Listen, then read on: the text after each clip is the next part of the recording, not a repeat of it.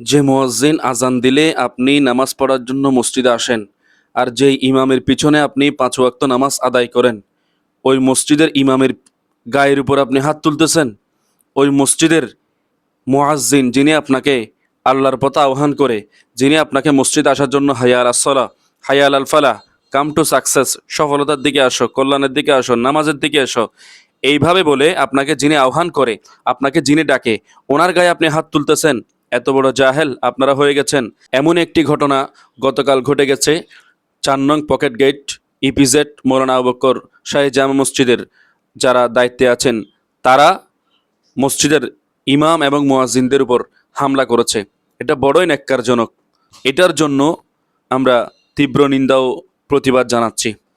বর্তমানে যারা জেগে উঠেছে তাদেরকে আমি অবশ্যই আহ্বান করব এবং আমরা সহ প্রত্যেকে এগিয়ে আসব। এই রকম জাহেল মূর্খ মসজিদ কমিটি যারা আছে তাদের অবশ্যই সর্বোচ্চ থেকে সর্বোচ্চ বিচার অবশ্যই হতে হবে। যদি না হয় তাহলে তারা পরবর্তীতে আরও ইমামের গায়ে, আরও মুয়াজ্জিনদের উপর, আরও আল্লাহর রাস্তার যে সমস্ত মেহমানরা আছে, খাদেমরা আছে, তাদের গায়ের উপর তারা হাত তুলতে দেরি করবে না। তো সেই জন্য এই ধরনের যারা আছে, যারা এই ধরনের হিংস্র হয়ে মসজিদের মধ্যে এসে নিজের অন্তরটা নরম করতে পারে না, তাদের প্রতি তাদের বিচার অবশ্যই অবশ্যই হওয়া দরকার। তাদেরকে অবশ্যই আইনের আওতায় আনা দরকার।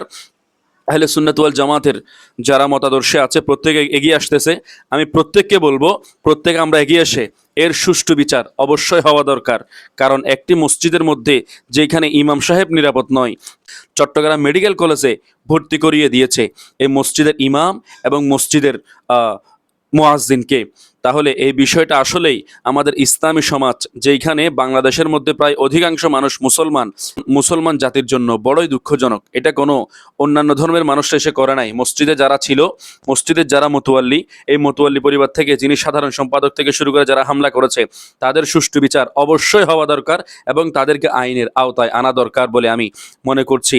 যেই সময় মানুষ মসজিদের ইমামের উপর ভরসা করে, মুয়াজ্জিনদের উপর ভরসা করে তাদেরকে ওমরা করিয়ে আনে, হুজুর আপনি মসজিদের এই আল্লাহর ঘরটা আপনি পরিচর্যা করতেছেন, এটা আবাদ রেখেছেন, আপনি মানুষদেরকে নামাজ পড়াচ্ছেন, বিভিন্ন মানুষকে আপনি কল্যাণের পথের দিকে আহ্বান করতেছেন, মুয়াজ্জিন সাহেব আপনি আজান দিচ্ছেন, সব সময় আল্লাহর ঘরের দিকে আহ্বান করতেছেন, নামাজের দিকে আহ্বান করতেছেন, আমি অবশ্যই আপনি আল্লাহ রাস্তার এই মেহমান হিসেবে আমি অবশ্যই আপনাকে আল্লাহর পবিত্র খানায়ে কাবা, আল্লাহর ঘর যেটি আছে বাইতুল্লাহ শরীফ, ওইখানে নিয়ে যাওয়ার আমি ব্যবস্থা করব।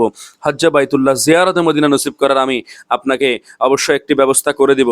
এই রকম মসজিদ কমিটি বর্তমান সময়ে দেখা যায়। ওই অবস্থার মধ্যে আপনারা মসজিদের ইমামের উপর হাত তুলতেছেন, মসজিদের মুয়াজ্জিনদের উপর হাত তুলতেছেন, এটা বড়ই দুঃখজনক। তো এর তীব্র নিন্দা ও প্রতিবাদ জানাচ্ছি।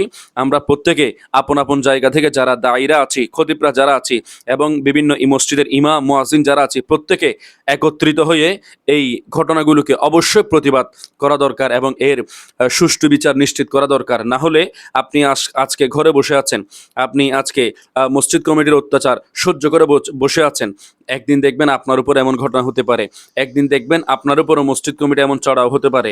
মসজিদের কিছু কমিটি দেখা যায় যাদেরকে দেখলে আমরা অন্তর ঠান্ডা হয়ে যায়, প্রশান্তিতে ভরে যায়।